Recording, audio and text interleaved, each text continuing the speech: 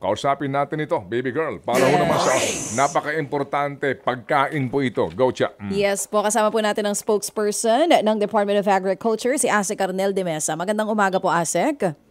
Magandang umaga, Chacha, at kay kasamang Ted. Magandang umaga po sa lahat na nakikinig at nanonood. Oo. Sir, nakita nyo na po yung press release na ginawa po ng LGU Veterinarians ukol po sa pagresolba nyo sana sa FDA tungkol pa rin po dito sa mga bakuna for ASF. Hindi ko pa po nakita pero i-check po namin agad. Sila po ay humihiling sana na sana po kung meron mang iringan sa pagitan po ninyo at ng BAI, marisolba po agad ito. So sa ngayon po hindi nyo pa po nakikita ito pong kanilang press release. Hindi ko pa po nakikita personally. Ipapacheck ko po agad sa Bureau of Animal Industry. Dali, sige, mamaya pupuntahan natin yan, yung issue niyan, Cha. Sige, unahin mo muna yung bigas daw kasi ito Yes muna importante bago itong issue ito. Yes po, unahin po natin yung sa issue po ng bigas, sir. Kamusta po ang inyong pagmomonitor dahil pataas po ng pataas, lalo na po sa BARMM? Yes po, actually may mga reported increases, Chacha, nung presyo ng bigas, lalo na yung well-milled natin. Nung nakalipas na linggo, consistent yun na 45. Pero noong Biyernes, Sabado, nag-report sa atin na pumalo yun ng 52, yung local well-milled rice. At yung imported naman ay reportedly bumaba at 45 pesos. So nagbaliktad yung presyo ng local at imported na well-milled rice natin. Sir, ang cost pa rin po ba nito dahil pa rin po ba sa kulang po ba ang supply natin o nandun pa rin po sa mga middleman ang problema na nag-overprice po sila? Ngayon ay more than 95% na harvest ay nabili na ng mga traders natin. At yung more than 90% na yun nabili at average price na 21 to 22 pesos ang tuyo na farm gate sa ating mga magsasaka within doon sa price na tinakda ng NFA Council na 19 to 23 pesos na pwedeng bilhin ng NFA. At yung mga huling bahagi ay dahil konti na lang ay pinag-aagawan na yung mga huling harvest, especially dito sa Region 2, Region 1 at parting Visayas. In terms sa supply, ang projection natin pagkatapos ng taon na ito, we still have almost 90 days na stock natin upon computation natin ng local production of almost 20 million metric tons. Yung importation natin as of mid-November ay 2.8 million metric tons. So wala po tayong problema sa supply ng bigas? Wala tayong problema sa supply in terms sa dami ng bigas na harvest at dumating na importation. Base sa demand natin on a daily basis which is about 37,000 metric tons. So ang problema pa rin po natin, yung problema pa rin po natin noon na may overprice na nagaganap po. Yun yung tinitingnan natin. Matanda natin noong panahon na nagtakda ang ating Pangulo ng price ceiling dahil base din sa pag-analisa ng panahon na yun ay meron enough na supply pero merong paggalaw ng presyo na pagtaas. Pero sa ngayon naman na hindi namin nakikita na magkakaroon uli ng price ceiling, ito siguro ay talagang sobrang taas ng demand dahil magpapasko. At ang ating namang kalihim ay talagang nakatutok at sinasabihan ng ating mga traders na gamitin din yung mga na-issue sa kanila na SPSIC galing sa Bureau of Plant Industry. Market forces po ito, Asek? Yun po yung nakikita natin pero hindi po natin inaalis kated yung posibilidad ng posibleng manipulation. Yes, sir. Kasi, Asek, madali naman kasi sabihin ng gobyerno na may price manipulation. Pero yun nga ang pinakamainam, yung actual nga po na inventaryo ng supply. Asek, yung aming source doon po sa Region 8, yung Grecon, nagsabi na po sa amin na dahil limited yung local production, at mataas din po ngayon palay prices, no? Dahil nga sa limited po, ang siste ay mataas ang presyo ng local produced rice. Pero yung imported din naman, dahil hindi rin naman dagsa yung pong mga legitimate na mga imported, kaya po nagtataas na ngayon at nakakabahala daw yung pagtaas ng presyo doon sa Region 8, no? Particularly in Tacloban. Ang analysis nila, baka daw umabot sa 3,000 piso ang isang sako ng 50 kilogram na bigas. At nakababahala po ito. ASEC, ano bang sabi dito ng Secretary na sa mga pangyayaring ito? Baka ho na naman kasi magulat tayo pag December, maging sobra ang presyo ng pangkaraniwang bigas. Kasama Ted, patuloy yung pakikipag-ugnayan ni Secretary Laurel sa mga stakeholders. Katunayan, nakipagpulong na siya doon sa top 10 producing provinces ng bigas at saka dito sa mga scientifico para matingnan itong issue na ito. Talagang ikakabahala natin kung darating sa ganung punto. Pero yes, Ted, ngayon ay talagang tinitingnan yan. Pero base sa pag-analisa talaga namin, yung local na na-produce sa ngayong taon ay pwede kang umabot sa record harvest na more than 20 million metric tons. Last year, ang production natin ay 19.76 million metric tons. Bagamat yung importation natin last year was 3.8 pagkatapos ng taon. Ngayon, mid-November ay 2.8 million metric tons dahil sa pagtaas ng presyo sa international market. Pero may inaasahan pa tayo na additional import. At inaasahan natin na papasok din within December, early January, yung 295,000 metric tons na galing India naman. Sige po. So, bagamat record high ang binabanggit niyo po na harvest, pero record high din ang presyo ng palay. Di ba? Di ba, sir? Hindi rin po. Go ahead, sir. Tumaas dahil ngayon din yung unang pagkakataon na inalaw ng NFA yung pagtaas ng presyo ng ating farm gate. Matagal yan na napako at 19 pesos at nagbigay ng NFA Council ng 19 to 23. So nagkaroon ng pagtaas. Sige po. At hindi naman sa buong Pilipinas, base sa pagmamonitor namin, hanggang doon sa 95% na bilihan, ang average is 22.11. Though may recorded na mayroong 25, 26 na presyo. Pero ito yung TED doon sa talagang mahal na klase ng palay. Yung mga RC160 na premium talaga na palay. Pero may mga lugar din sa Pilipinas na mayroong 15, 17, 18. Depende talaga sa lugar. Sige po.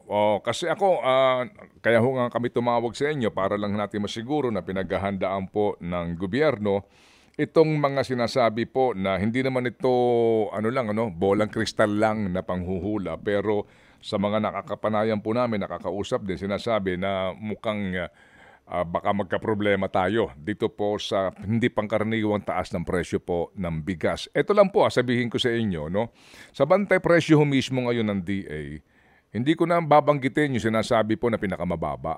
Ito mismo DA na ang pinanggagalingan nito. Yung regular milled, pangkaraniwan, 52. Well-milled, 55. Premium, 59. Special, 68. Ang imported, well-milled, 50. Premium, 60. Special, 65.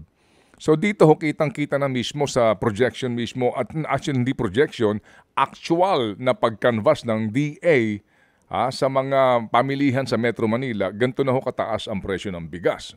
So, ewan ko lang, pag hindi pa ako si Secretary Chur Laurel, ako dito medyo magugulat na ako at gagawa na ako ng talagang pagsasaliksik dahil baka pagsapit ng December nga, mas tumaas pa dito. Tama yun, Ted.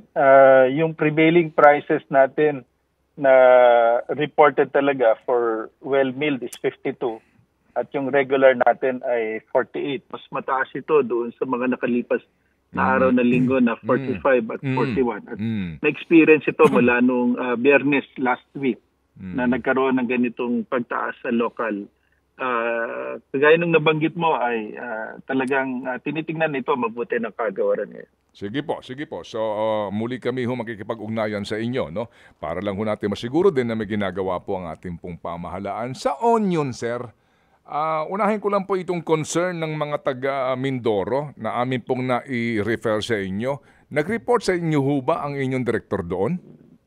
Opo, actually nakausap ko rin po si Ginoong Ray San Jose, pati yung i-refer niya sa akin na dapat kausapin si Ginoong Imelda Riogal. 2 o 3 beses kami nagkausap. At actually bago po ako tumawag, bago niya rin ako nakausap, kausap ko rin si Director Inting ng isang araw at kahapon para i-follow up uli. At actually nung pag-uusap namin ni Ginoong Ray at Ginoong Imelda, ay nagkaroon na ng ilang beses na offer to sell doon sa kanilang, meron pa kasing 1,470 bags sila na nasa Villasis, Pangasinan na cold storage.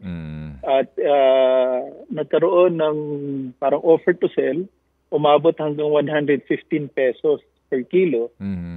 Pero parang gusto pa ata nila mas mataas ng konti, minimum 120. So doon sa taga Davao at sa ilan na nakausap na minatch noong region at saka ng AMAS ay unfortunately hindi nagkasundo sa presyo pa yung grupo ni Ginoong Ray at saka ni Ginang Imelda. So they are awaiting daw for a better price according doon sa mga reports at base sa usapan namin. Sige po, pero kasi ang turing daw lang ho, sabi sa amin, 85 hanggang 90 per kilo. Sa 115, okay na sila doon, pero mukhang may deadlock. Anyway, kami po ay nagagalak lang na binabantay niyo po itong isyong ito dahil nga sa nakababahala din ang usapin po ng pagkabulok ng kanilang produkto at baka sila po hindi na magtanim kung sakasakaling malulugi nga itong mga farmers na yan ng sibuyas dyan po sa Mindoro. Dito po, dito po ngayon. Ulitin ko lang kasamang Ted na patuloy pag-usap namin and hopefully magkaroon na talaga ng kasunduan sa presyo, 150 to 120. Opo. Para talagang baka tumagal. Siyempre may gastusin sa cold storage at sana ay mailabas din kasi gusto natin na ilalabas din talaga yung mga sibuyas sa pamilya. Sige po. So, itong sibuyas ngayon na tumataas, umaabot minsan po ng 230, 240. Ano ho ang monitoring dito ng ating pong kagawaran? Sa ngayon, Ted, ay yung lowest is 150, ang highest ay 210, 220, at ang prevailing ay 180.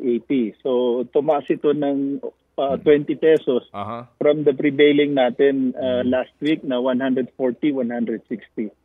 So, isa rin ito sa tinitingnan natin. Bagamat, ina-expect natin this week na lalabas yung importation na ginawa ng BPI of about 21,000 metric tons. Well, kapag pumasok yung imported na yan, patay na itong local natin dahil sigurado ako, mas mura yun dito sa presyo po nila Ray San Jose, no?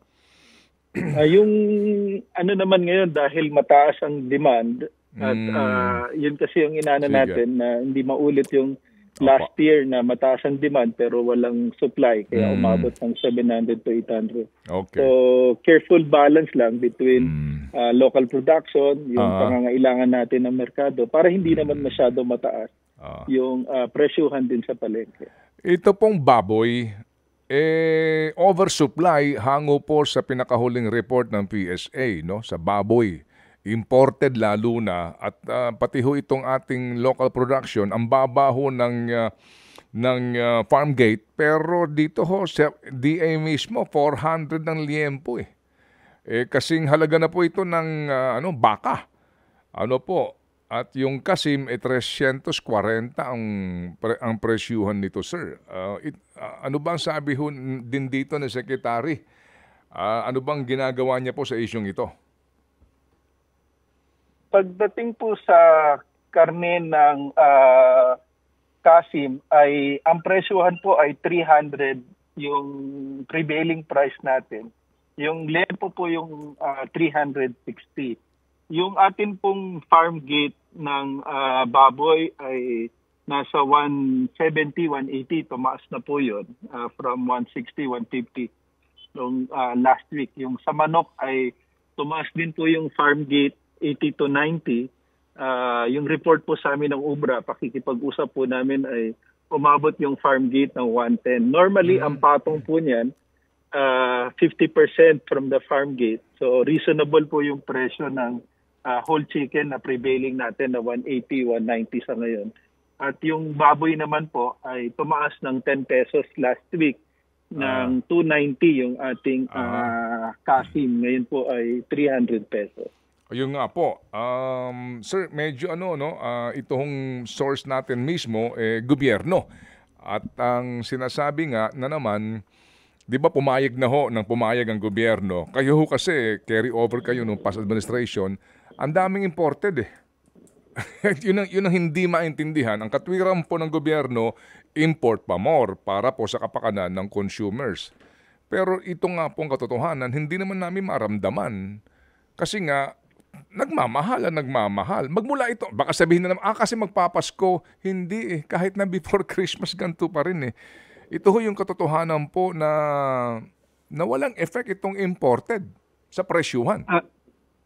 Tama yan, Ted. Ako rin, sa tagal ko sa DA ay may mga pagkakataon talaga na ganan kahit may mga importation ay hindi immediately nararamdaman. At pag minsan ay hila pa ng presyo ng lokal, yung imported na kung saan. Dapat imported talaga yung magpapababa ng presyo. At yan talaga rin yung gusto ni Secretary ngayon na makita yung tamang datos. Kasi ang basis palagi noong unang panahon ay yung PSA data na kung saan ay ano yun talaga, medyo delay ng konti, quarterly yung survey nila. When in fact we need data in real time, hanggat maaari nga daily. At gusto talaga ni Secretary Laurel ngayon, yung decision for importations will be based on accurate and real information. Okay, so, sige. Yun ang aasahan natin ngayon na dapat talaga mayroong tamang basihan ang galawan, whether local or importation. Sige po, bigyan natin ng chance itong sinasabi ho ninyo nito na bagong magiging patakaran.